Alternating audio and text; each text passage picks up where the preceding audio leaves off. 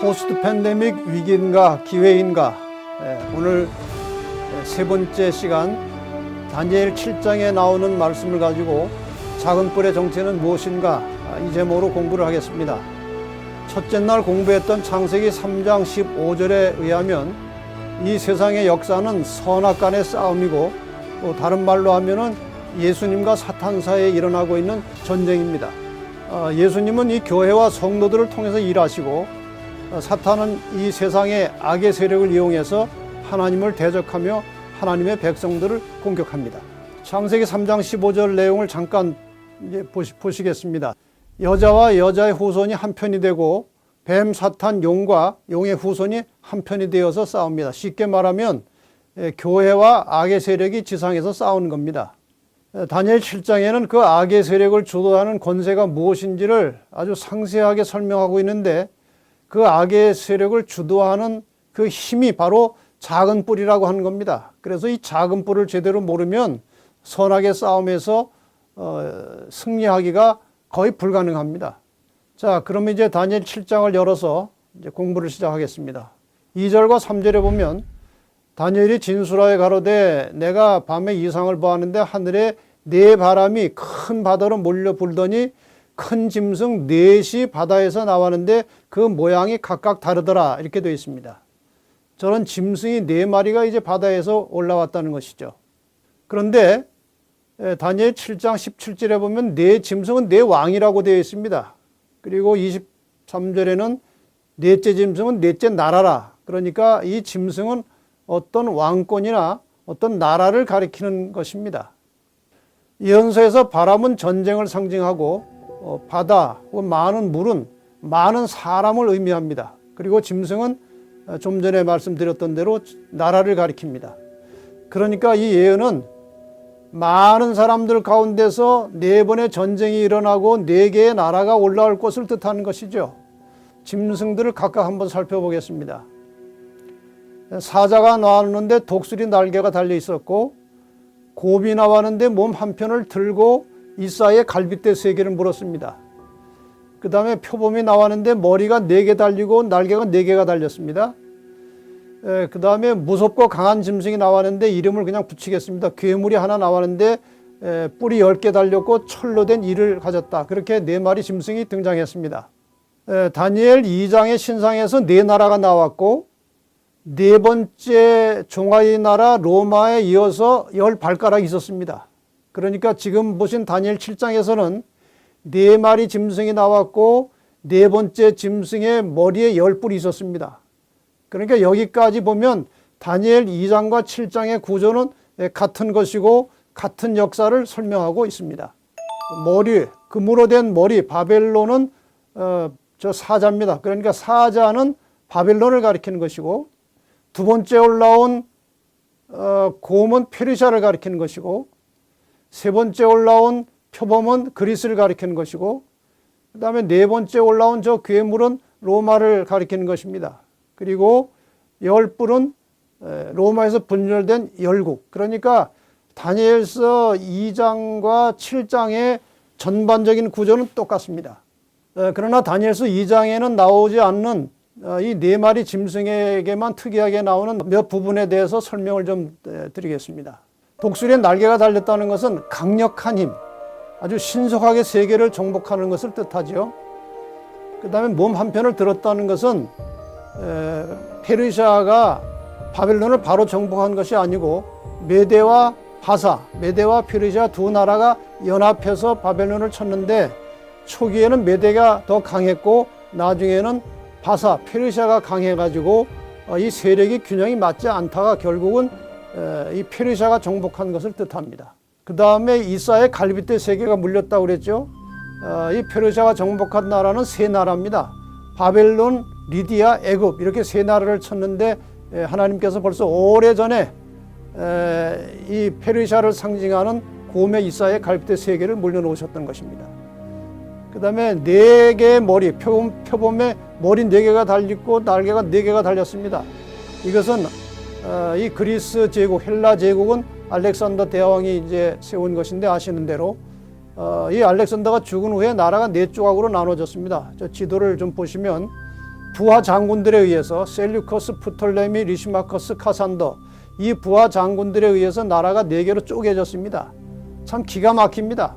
벌써 오래전에 하나님께서는 그리스가 네 나라로 쪼개질 것을 표범머리 넷으로 이미 말씀하셨습니다. 그 다음에 철로 된 넷째 괴물 같은 짐승의 철로 된 이 철같이 강한 로마 제국을 말하는 것이고, 그 다음에 열뿔은 로마에서 분열된 열국들을 말하는 것입니다. 자, 보시는 대로 저 열국이 이제 로마에서 분열된 나라들인데, 다니엘 7장에 의하면은 넷째 짐승의 열뿔에 해당하는 나라들입니다. 두 예언의 결론은 언어는 다르지만 내용은 동일합니다. 다니엘서 2장을 보시면 이 열왕의 때에 하늘에 하나님의 한 나라를 세우실 것이다. 이것은 망하지도 아니할 것이고 국권이 다른 백성에게로 돌아가지도 않을 것이고 이 모든 나라를 쳐서 멸하고 영원히 설 것이라고 되어 있습니다. 영원히 설 것이라. 하나님의 나라는 영원한 나라입니다. 다니엘 7장은 이렇게 표현합니다. 다니엘 7장의 결론은 심판이 시작된 즉 그는 권세를 빼앗기고 끝까지 멸망할 것이요 나라와 권세와 온 천하 열국의 위세가 지극히 높으신 자의 성민에게 하나님의 백성들에게 붙임 바 되리니 그의 나라는 영원한 나라이라. 그러니까 결국 이 인간의 한정된, 인간의 이 제한된 나라의 역사는 끝날 것이고 마지막에는 하나님의 영원한 나라가 서게 될 것이다. 그것이 다니엘 2장과 7장의 결론입니다. 다니엘 2장의 결론은 재림이고 7장의 결론은 심판입니다. 결국 하나님을 대적하면서 그 백성들을 핍박하는 죄 많은 인간 나라의 역사는 하나님의 심판과 재림으로 끝난다는 것입니다. 자, 그러면은 이제 네 번째 짐승의 열뿔 사이에서 올라온 작은 뿔이 무엇인지 이 작은 뿔에 대해서 한번 이제 심도 있게 공부를 해보겠습니다. 이 8절에는 다니엘 7장 8절에는 작은 뿔을 이렇게 설명합니다. 내가 그 뿔을 유심히 보는 중에 이 그 뿔은 네 번째 짐승에 나온 열뿔입니다. 이 열뿔을 유심히 보는 중에 다른 작은 뿔이 그 사이, 그 열뿔 사이에서 나더니 먼저 10개 있던 뿔 중에 셋이 그 앞에 뿌리까지 뽑혔으며 이 작은 뿔에는 사람의 눈 같은 눈이 있고 입이 있어 큰 말을 하였느니라 이렇게 되어 있습니다. 24절과 25절의 작은 뿔에 대해서 상세한 설명이 나옵니다. 그는 이 작은 뿔은 먼저 있던 자들과는 다르고 그러니까 먼저 나왔던 네 마리 짐승 열뿔과는 다르다는 것이죠. 또 새 왕을 복종시킬 것이며 그가 장차 말로 지극히 높으신 자를 대적하며 하나님을 대적한다는 말이죠. 세 번째로 지극히 높으신 자의 성도를 괴롭게 할 것이며 하나님의 백성들을 괴롭게 할 것이며 그가 또 때와 법을 변개코자 할 것이며 성도는 그의 손에 붙임받아 한 때와 두 때와 반 때를 지내리라. 그럼 이 작은 뿔은 시기적으로 언제 나타나는 것인가? 여러분이 이미 보셔서 아시듯이 일단 네 번째 짐승이 상징하는 로마 시대가 지나고 일어나야 됩니다. 그리고 로마가 열국으로 분열된 다음에 그 열국 중에서 일어나야 합니다. 이 작은 뿔이 등장하는 역사적 배경을 여러분이 좀 상세하게 아셔야 됩니다. 예수 그리스도의 십자가를 중심으로 구약의 여자 이스라엘 시대가 있고 신약의 여자 교회 시대가 있습니다. 이 여자들이 세상의 여러 세속적인 나라들로부터 공격을 받습니다. 구약의 여자 이스라엘은 바벨론의 공격을 받았고 저 사자 나라죠. 그 다음에 곰나라 페르시아의 공격을 받았고 그 다음에 표범나라 그리스의 공격을 받았고 그 다음에 괴물나라 로마의 공격을 받았고 예수 그리스도는 로마 시대에 오셨고 로마의 법에 의해서 십자가형을 받으셨고 그 다음에 이 로마가 여자 신약 시대의 여자 교회까지 핍박하는 아주 긴 시간에 걸쳐서 로마가 활약을 했습니다. 그 다음에 로마가 망하고 열국이 올라왔고 저 열국 다음에 작은 뿔이 올라왔습니다. 그러니까 모두가 다 짐승과 저 뿔 나라들은 하나님의 백성들을 공격하는 하나님의 나라를 회방하는 그런 세력들을 말하는 것입니다. 저 시기를 잘 보시면 게르만 민족의 이동으로 소로마가 분열되고 열국시대가 도래한 후부터 유럽의 역사는 중세시대로 접어듭니다. 그런데 유럽의 그 중세 시대에 대해서 이런 기록이 있어서 소개를 해드리고자 합니다. 중앙일보 94년 11월 18일자에서 제가 본 겁니다. 서양 중세 가톨릭 교회는 바로 세 개였다.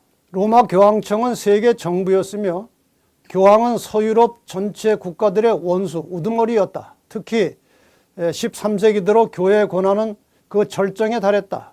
이 교회의 권한은 세속에까지 확대되어서 교회가 모든 것을 결정하기에 이르렀다고 되어 있습니다. 그러니까 중세 시대를 지배한 힘은 가톨릭이었습니다. 시기적으로 위치로 봐서 저 작은 뿔의 위치는 어딘가? 저희가 바로 교황권의 시대입니다. 중세를 지배한 교황권이 바로 작은 뿔에 해당한다는 것이죠. 자, 작은 뿔이 10뿔 사이에서 일어난 것을 다시 한번 확인을 해보겠습니다. 지도를 잘 보시면 로마가 저렇게 열국으로 분열된 다음에 지금 이태리에 해당하는 헤루라이가 있습니다. 저기에 로마가 있죠. 바로 저기에서 작은 뿔이 올라왔습니다. 그러니까 10뿔 사이에서 올라왔다는 말이 정확하게 성취가 된 겁니다. 로마라고 하는 도시 안에 바티칸이라는 조그만 지역이 있습니다. 이 가톨릭 국가 바티칸은 로마시 안에 있는 인구 1000명도 안 되는 아주 조그만 지역인데 그게 나라입니다. 그 나라가 중세시대 유럽 전체를 지배했던 역사가 있는 것이죠. 그러니까 작은 뿔이 큰 말을 하였다는 말이 그대로 성취가 된 것입니다. 작은 뿔이 교황권임을 증거하는 종교개혁자들의 증언을 좀 들어보도록 하겠습니다. 이 작은 뿔이 교황권이라고 하는 것은 제가 지어서 해석한 것이 아닙니다. 다 역사적 증거와 증언이 다 있는 것이죠. 아이작 뉴턴이 이런 기록을 남겼습니다.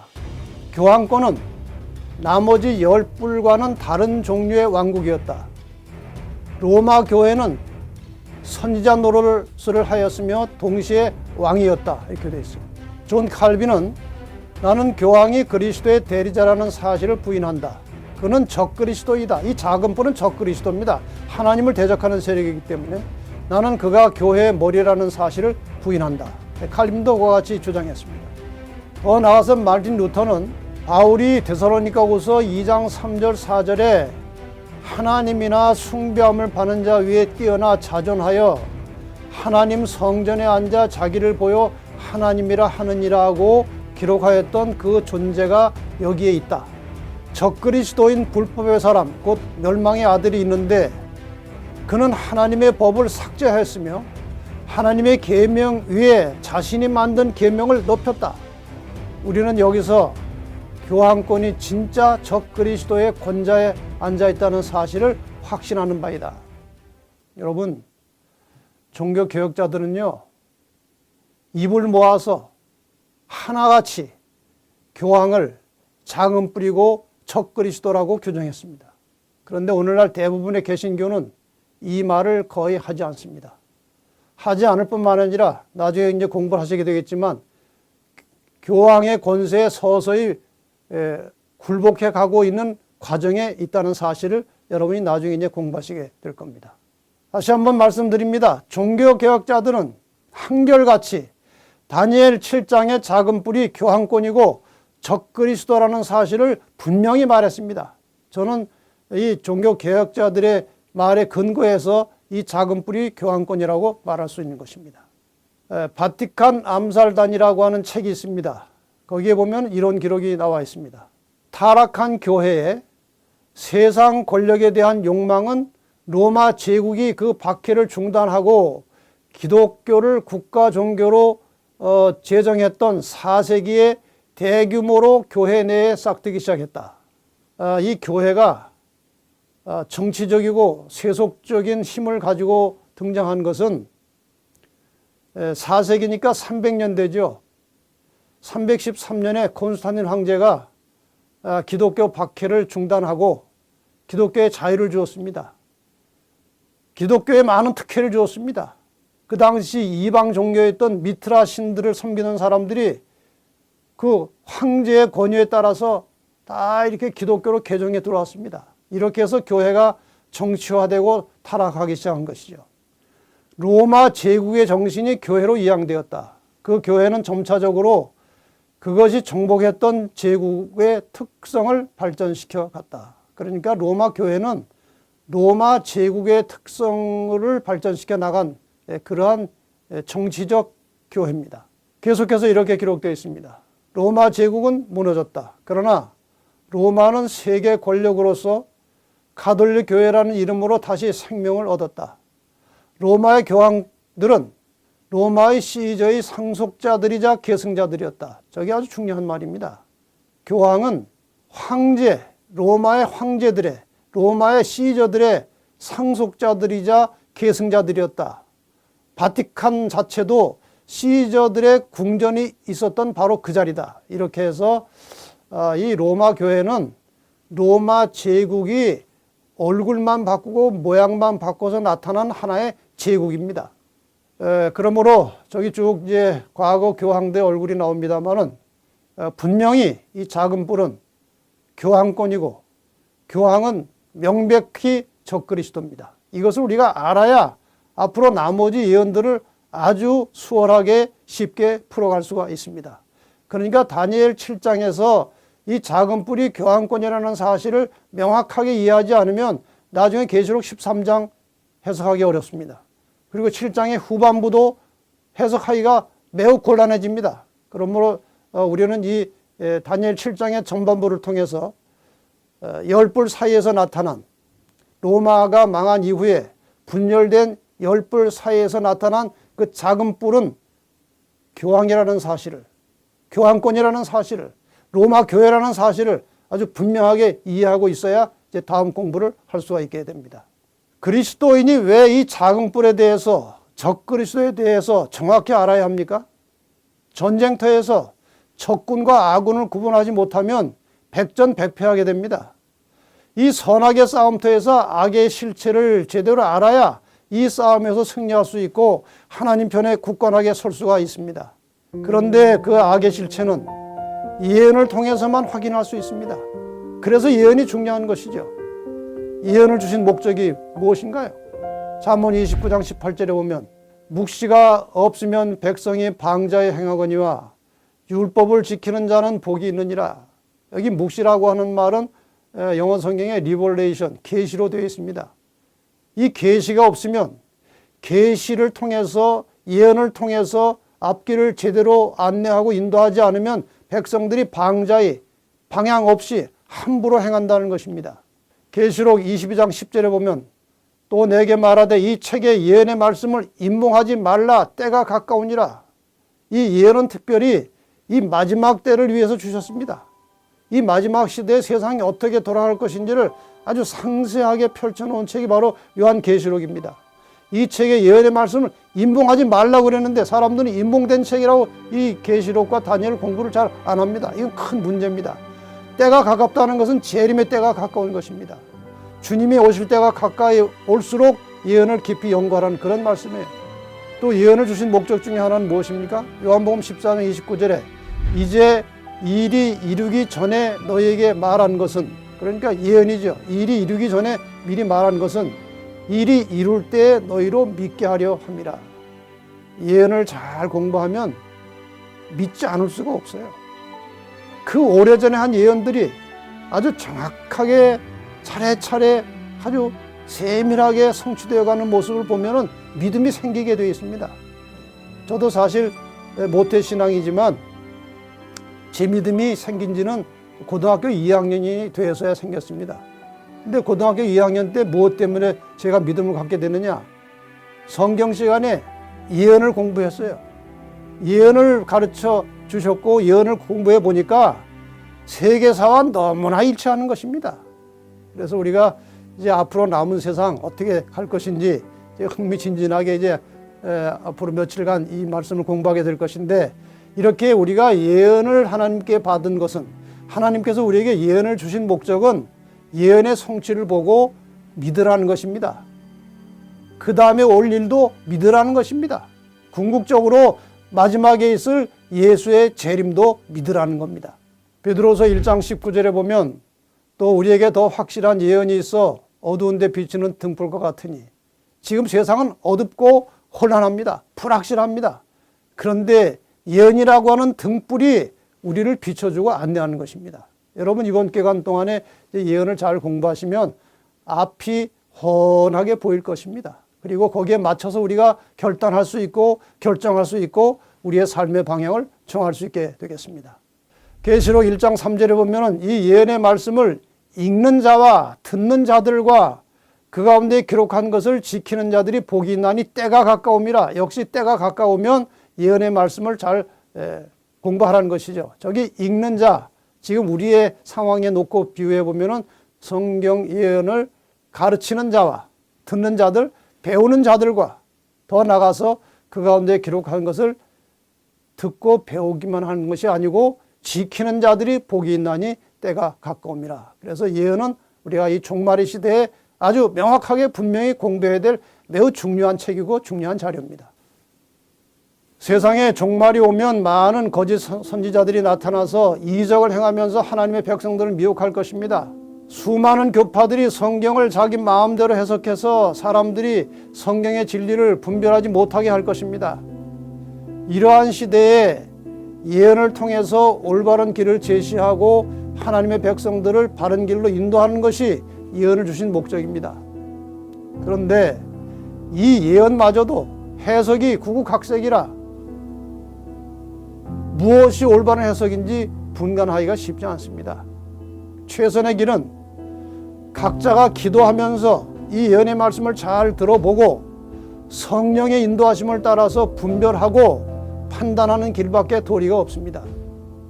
어느 장로교 목사님이 저에게 이렇게 문자를 보내셨습니다. 목사님이 저술한 지구종말 시나리오 책을 읽고 충격을 받아서 목사님의 진리바다에 들어가 창세기 연구, 다니엘 연구, 계시록 연구 등의 강의를 들었습니다. 제 신앙이 분명히 잘못되었고 그동안 속아서 믿었다는 생각이 들었습니다. 제가 목사이기 전에 한 그리스도인으로서 참된 진리를 찾아서 진실한 신앙을 하기 위해서 계속 노력을 해왔지만 늘 무엇인지 허전했고 특별히 예언의 말씀을 제대로 깨달아 보려고 많은 책들을 구입해서 보았지만 너무 혼란스럽고 이해가 되지 않았습니다. 그런데 창세기 3장 15절을 중심으로 해서 예언을 풀어 해석하시는 목사님의 강의를 듣고 너무나 분명하고 확실하여 깊은 깨달음을 얻었습니다. 사탄은 하나님의 백성들을 미혹하여 멸망시키기 위해서 수단 방법을 가리지 않고 부지런히 일하고 있습니다. 때로는 광명한 천사의 모습으로 나타납니다. 이러한 사탄의 실체와 정체를 분명히 깨닫게 해주고 우리를 하늘까지 안전하게 안내해주는 내비게이션과 같은 것이 바로 성경의 예언입니다. 이번 기간 중에 여러분은 성경의 중요한 예언을 공부하면서 인간을 구원하시는 하나님의 섭리와 이것을 방해하는 사탄의 전략을 상세하게 공부하실 것입니다. 이러한 사실을 잘 모르면 나도 모르는 사이에 사탄에게 미혹이 돼서 거기 미혹에 넘어가서 얻을 뻔한 구원을 놓칠 수도 있습니다. 끝까지 충실하게 참석하셔서 예언에 펼쳐진 놀라운 사실들을 깨달으시고 하늘까지 안전하게 도착하는 성도들이 되시기를 바라면서 말씀을 마치겠습니다.